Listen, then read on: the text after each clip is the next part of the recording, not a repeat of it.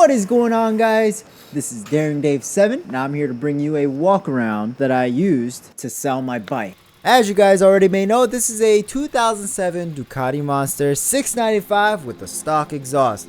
The only things that I've modified is clutch levers, brake levers, and frame sliders.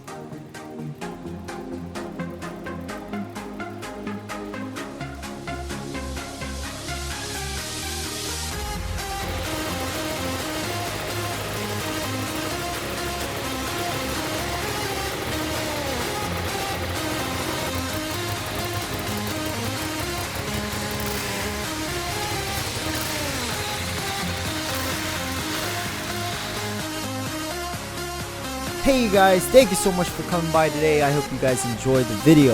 If you want to see more videos like this, give it a thumbs up and subscribe so that you may enjoy more of these videos. Don't forget to comment down below what kind of content you would like to see more, whatever you guys want.